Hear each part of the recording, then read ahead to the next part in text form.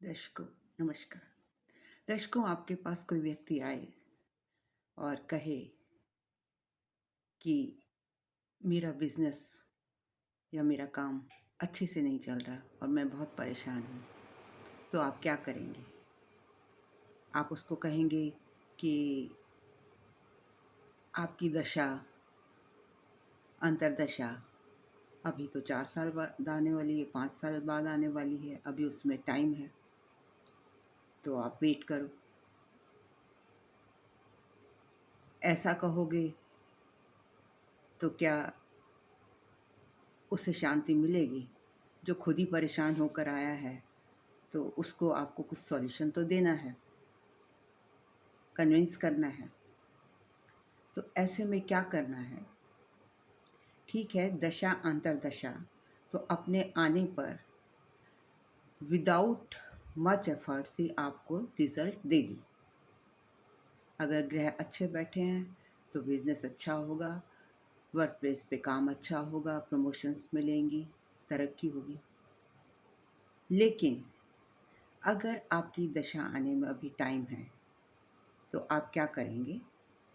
देखिए, जैसे एक गाड़ी है, वो खड़ी है, उसमें फ्यूल नहीं है, तो वो कैसे चलेगी? उसमें आप पेट्रोल डालेंगे, उसके बाद उसमें चाबी लगाएंगे, तो तभी तो वो गाड़ी चलेगी, तभी तो वो स्टार्ट होगी। सेम इसी तरीके से आप उसकी कुंडली देखेंगे, कुंडली का 10वां घर देखेंगे। अब जो 10वां घर है, मान लीजिए वो उसकी गाड़ी है। सपोज लियो लग्न की कुंडली है, तो 10वें घर का मालिक कौन होगा?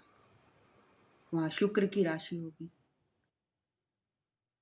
तो आप ये देखिए कि 10वें घर में जो राशि बैठी है और जो उसका लॉर्ड है, वो किस नक्षत्र में बैठा है? मान लीजिए वो बृहस्पति के नक्षत्र में बैठा है, राइट? तो अब जो नक्षत्र है वो क्या है? That is fuel. और जो वहां का लॉर्ड है वो क्या है? वो आपकी गाड़ी है। तो जब गाड़ी में फ्यूल डलेगा, जैसे मैंने अभी बताया, तो वो ट्रिगर होगी। मतलब मेरे 10वें घर के लॉर्ड को कौन ट्रिगर करेगा? वो जिस नक्षत्र में बैठा है। मान लीजिए वीनस है 10वें घर का लॉर्ड और वो बृहस्पति के नक्षत्र में बैठा है। अब आपको देखना ये है कि इस कुंडली में, लियो लग्न की कुंडली में, बृहस्पति कौन कौन से घर के स्वामी हैं। तो देखते हैं, 5th हाउस, 9 राशि, एंड 8th हाउस, 12 राशि।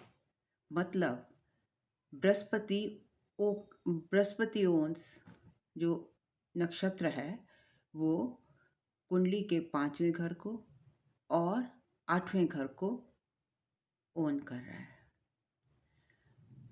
तो इसको ट्रिगर करने के लिए, नक्षत्र को ट्रिगर करने के लिए बृहस्पति को कौन ट्रिगर करेगा? अगर हम 5वें घर से संबंधित काम करेंगे, सभी कामों में जुड़ जाएंगे, तो क्या एक ही राशि के ट्रिगर करने से हमारा काम हो जाएगा? नहीं, दोनों राशियों को ट्रिगर करना पड़ेगा। मीन्स जो दूसरी राशि है, 12 राशि है, पाइसेस है, जो 8th हाउस में बैठी है, तो दोनों को ट्रिगर करना पड़ेगा। ट्रिगर करने का मतलब कि उनसे, उस जो 5th हाउस के सिग्निफिकेशन है और जो 8th हाउस के सिग्निफिकेशन है, आप उस व्यक्ति को बताओगे कि आप इनसे जुड़ जाइए। फिफ्थ हाउस के क्या सिग्निफिकेशन है, उसमें से कौन सा आप ले सकते हैं? देखिए, पढ़ने का है और पढ़ाने का भी है। आप उसको कहिए कि आप अध्ययन कीजिए और पढ़ाइए भी और ज्ञान को बांटिए भी। जब वो व्यक्ति अगर पढ़ेगा, पढ़ाएगा, ज्ञान को बांटेगा, उसके पास जो नॉलेज होगी वो दूसरों को देगा, तो जो जो 10वें घर में बैठा हुआ शुक्र, जिसकी राशि में, बृहस्पति की राशि में, तो वो ट्रिगर हो जाएगा। इसी तरीके से 8वें घर में, 8वें घर क्या है? रिसर्च का है, एस्ट्रोलॉजी का है, और भी मेडिकल साइंस से भी रिलेटेड है ये, मेट्रोलॉजी से रिलेटेड है, और भी बहुत सी चीज़ें, हिडन नॉलेजेस हैं, और भी बहुत सी चीज़ें हैं जिनके साथ 8वां घर जुड़ा हुआ है। तो आप उससे कहिए कि इनमें से 8वें घर से जुड़े किसी भी सिग्निफिकेशन को, जिसको वो बहुत पसंद करता है। अगर वो कहे कि मेरा एस्ट्रोलॉजी में इंटरेस्ट है, मेरा टैरो में इंटरेस्ट है, मेरा न्यूमरोलॉजी में इंटरेस्ट है, मेरा पामिस्ट्री में इंटरेस्ट है, तो उसको बोलिए, उसको एक बुक थमा दीजिए और बोलिए पढ़िए इसको।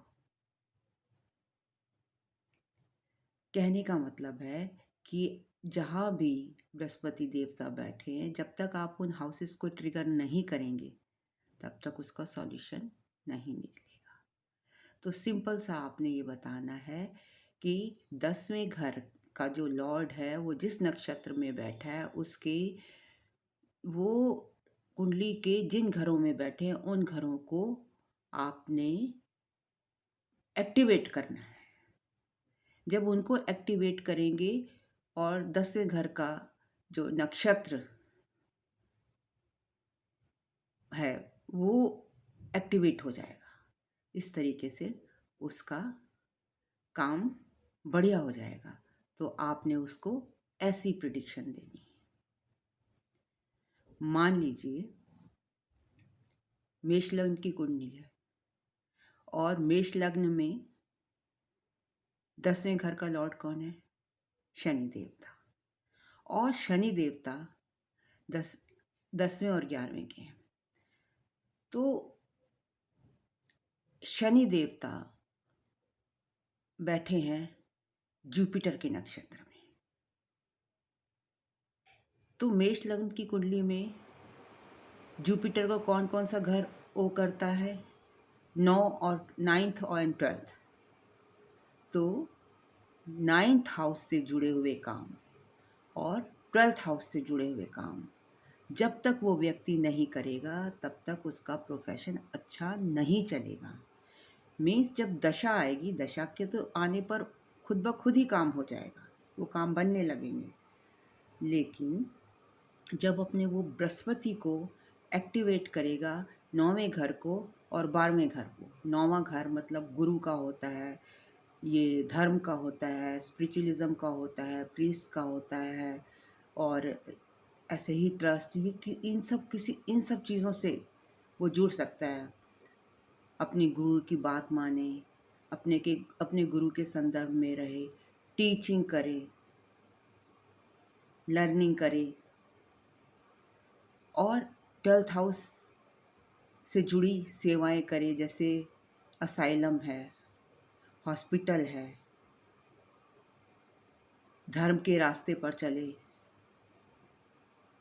मोक्ष के रास्ते पर चले, आई मीन चैरिटी करे। जब वो इन कामों से जुड़ जाएगा तो उसका जो 10th हाउस है वो एक्टिवेट हो जाएगा। दशा पे तो आपने डिपेंड करना ही है कि जब दशा आएगी, किसी भी, जब 10th हाउस की दशा आएगी, उसमें बैठे प्लैनेट की दशा आएगी या एस्पेक्टिंग प्लैनेट की दशा होगी, तो तब आपका घर एक्टिवेट तो होगा, ट्रांजिट में भी होगा। लेकिन अगर कोई आता है आपसे पूछने के लिए कि उस करियर के बारे में, तो आप उसको ये जो मैंने आपको रूल बताया है, आप उसको बताइए तो लाभ होगा। तो दर्शकों, आज के लिए इतना ही।